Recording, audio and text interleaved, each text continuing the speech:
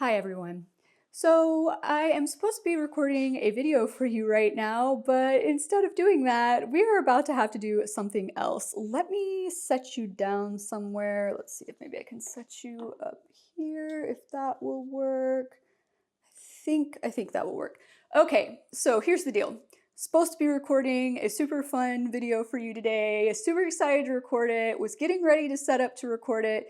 Randomly decided to break out my microscope and double check my white fusion calathea in my bathroom for spider mites because I saw what I thought was dust on it, but I just gave it a shower down like not even a week ago, I feel like. So I kind of was like, uh-oh, what's going on? So good news is I checked the front side of a few leaves, no spider mites, just dust. And then I thought maybe I should check the back leaves. Well, it's a good thing I checked the back leaves because you guys, there are no spider mites, but I found a freaking flat mite on there. I am so over the flat mites, you guys. It made me realize I had not checked my cyclamen that's still quarantined upstairs from when I made the flat mite discoveries on that plant because that was the first plant I discovered it on. And so I went up there and was like, I need to double check it again. I didn't really even need the microscope, you guys. I knew right away the flat mites had returned, and I will be getting into later in this video how I knew without the microscope that the flat mites had returned. But basically, you guys, I used the microscope anyway just to confirm what I already knew, and they're back with a vengeance on the cyclamen.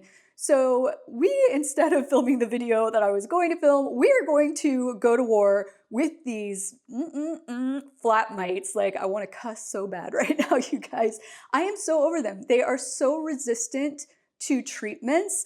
We will go over more as we go along today in this video about why they are not as receptive to some of the treatments that, for example, spider mites are. I will explain to you why we are going to use the treatment that we are going to use today and why they are more receptive, it's not the right word, why they're more affected by this treatment. And the treatment we're going to be using is one that I have been putting off using, you guys, because it's messy. I know from other people who have used it, it's stinky. I just really didn't want to have to use it if I didn't have to, but I do know from other people that it does work. So we are going to be treating my plants that have flat mites and some that have been in close contact today with sulfur. Only problem is I don't have sulfur. I also had a hard time tracking down a local store that had sulfur, but I did find one that is about 25 minutes from here. So first things first, I'm gonna head over there, get the sulfur that we need, and then I'm gonna show you exactly how we're gonna mix up the spray to treat the plants. We're gonna treat the plants, and like I said, I am just gonna give you a whole other rundown on all things flat mites, plus some things that I have figured out in my experience with them. So let me just get on the road, get that, and we will get right to it. All right, you guys, so that trip actually took longer than expected, but I do have the sulfur. So this is Bonide's sulfur plant fungicide. This is the powdered form. I have seen that there is like a liquid form available as well, but everybody who I know who has treated flat mites with sulfur has used this powdered form, so I didn't want to go test in something else. So basically what we are going to do is I am going to get out, you know what I'm just noticing, you guys? Oh my God. That is so ridiculous. Okay, you can see it on camera, can't you? Look at this. That is where the powder stops. Why is there so much extra space in the... Oh, I wonder if it's done that way so that you can just add water. I bet that's what it is. I bet it's done that way so you could add water directly to the bottle and shake it up and mix it up. That's gotta be what it is. Why else would you leave that much space? Okay, I've gone off on a tangent. All right, so what we're gonna do is I'm going to get out my hand pump sprayer that I have. Actually, let me just grab that real quick. Okay, so if you guys do not have one of these, this thing is a lifesaver. With regular spray bottles, your hand will get so cramped up having to just squeeze that trigger spray as many times as I'm gonna have to squeeze it to treat these plants. So this is basically a sprayer where you just pump it, it charges it up with air, you just hold this trigger down and it just continuously sprays. Highly recommend. This is linked in my Amazon storefront, which as always, the link to that is down in the description below for you. I will add this to that store before I release this video as well in case you need it. But basically what we're gonna do is we are gonna fill this up. Actually, I can see a little bit of remnants from my DIY pest spray down in here that I will try to clear out first. Then we're gonna fill this up. I do believe this is 1.5. Oh my gosh, it's gonna make me math. Hold on, you guys. Hey Siri, Uh-huh. how many liters is 75 ounces? Okay, so this holds 2.2 liters. I do know that for every 1.5 liters, I need to use a tablespoon of this, so I might just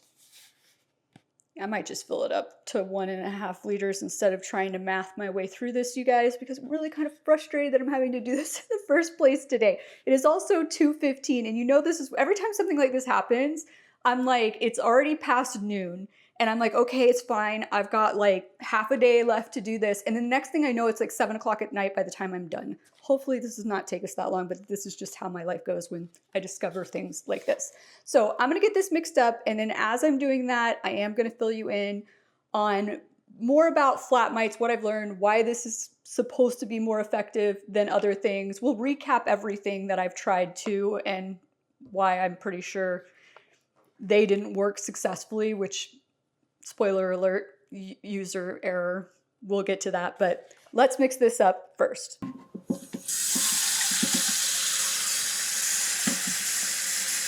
Okay, guys, so like I said, I'm doing 1 tablespoon, but just so I don't make a mess trying to dump it in here, I'm using a teaspoon measure since it's smaller.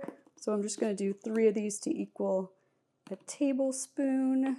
And there I go, making a mess as usual. 1 more to go if I can get enough in this scoop. This stuff being that far down in this container, it makes it a little bit more difficult to get in there and scoop it out. All right, there we go.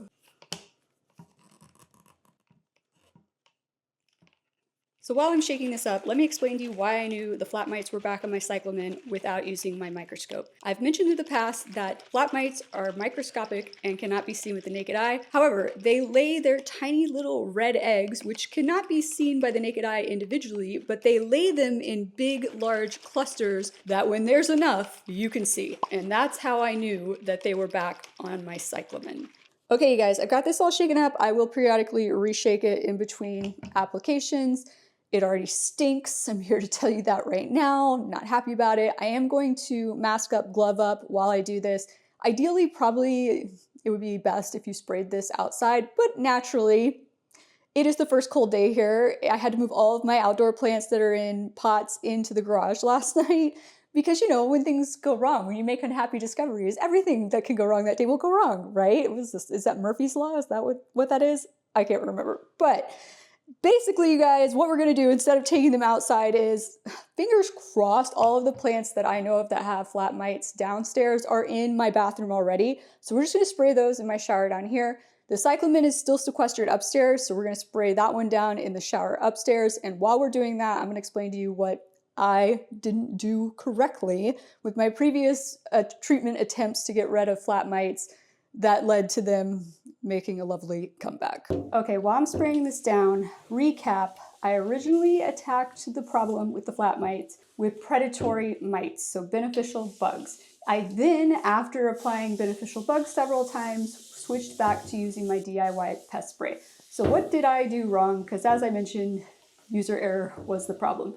I didn't realize, you guys, exactly how long the life cycle for flat mites was. Spider mites can go from eggs to adults anywhere from 3 to 19 days depending on the temperature, but with flat mites, that number is 10 to 27 days. So my error was in estimating when all of the final eggs that have been laid would have hatched and making sure that I had treated again at least 1 or 2 more times after that point. All right, you guys, before we move on to spraying the plants in my bathroom, I wanted to take a minute to talk to you about why sulfur for flat mites. Well, nobody really knows for sure why, but scientists have discovered that for whatever reason, flat mites have a severe dislike of and intolerance to sulfur. Now, spider mites have a slight intolerance to sulfur as well, so using this spray on these plants, if they do happen to also have actual spider mites, can help with that as well, but spider mites do not tend to be as highly affected by sulfur as flat mites do. It's just one of those weird things. It's just like animals in general. Some animals are more sensitive to certain things than others. Like if we went outside and drank the water out of like the ditch outside, we're probably going to get sick, but stray cats in the neighborhood drink it and they're fine. Like they're just naturally like adapted to be able to drink water that has just fallen on the ground outside, unlike ourselves. So for whatever reason, that's just how it seems to be. And that's why a lot of people are recommending and doing sulfur spray treatments for flat mites. Oh, and added bonus, you guys, as I mentioned to you in my video all about understanding fertilizers for plants, and as I mentioned to you in my video about understanding the pH levels and the importance of pH levels in your soil for your plants, sulfur is something that plants need to really survive and thrive. And also, if your soil happens to be slightly too alkaline, sulfur can help to make it more acidic. And we have learned in the not too recent past that I do have some soil in my house that is a little bit too alkaline. So I could be also helping my plants in that regard by doing this sulfur spray down. Based on how much of it runs down into the soil will determine to what level. Okay, moving on to my horribly flat mite-ridden marantas, which look like crap. So while I'm doing these, the nice thing about this sulfur spray is technically I can leave it on there. It doesn't go away because it's powdered form. When it dries, it's still going to leave a sulfur residue on the leaves. And so that should help take care of any new babies that hatch versus if I were to wash this off in a few days and then respray. However, I am probably going to go what I like to refer to as overkill and leave it on and then still respray it every 2 days until I feel confident that these bugs are gone because I'm just that over it. You guys, I'm seriously tempted to cut these back to the soil. I'm gonna let them be with the sulfur spray for a bit and see if I see improvement, and if not, at this point, like the leaves are curling so much, I'm just going to, the curling just keeps getting worse. Every time I think it's getting better, it starts to get worse. So I am probably, if I don't see improvement, like new leaves that are coming in like this, if they don't start uncurling and staying flat after doing the sulfur spray, then I'm gonna cut all of these rolled leaves off, spray again, and we're gonna go from there. Okay guys, while I'm taking a quick break between spraying plants, I wanted to talk a little bit more about chopping your plants down in these situations. This is not what I want to do, and this is not something that you can do to every single type of plant. Some plants can handle being chopped back anytime better than others. Some plants can still handle it when they have a bad pest infestation, some can't. However, in my experience, rhizome-based plants, such as your marantas, your schistanthes, your calatheas, your stromanthes, your schismatoglottis, there's so many rhizome-based plants, you guys. If you're not sure if your plant that you're thinking you might need to chop back is rhizome-based or not, feel free to comment down below and I will try to help you out with it if I think it's a good idea to cut it back or not. But with most rhizome-based plants, they tend to be able to come back. Now you're gonna have to back off your watering, that soil is gonna stay wet way longer. You just gotta be careful and adjust things appropriately. But these marantas, you guys, they've still been pushing out leaves through all of this. The thing is though, when they push them out, they stay flat for like a week, maybe 2, before they start to curl up again because of the stress from the pests.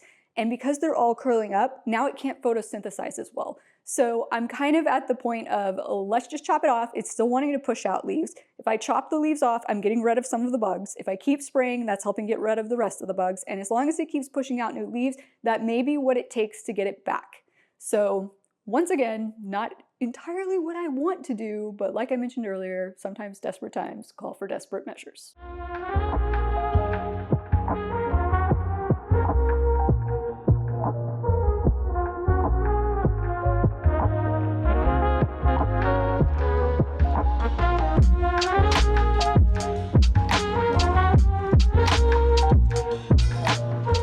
All right, you guys, I am already getting quite hot and sweaty, but oh well.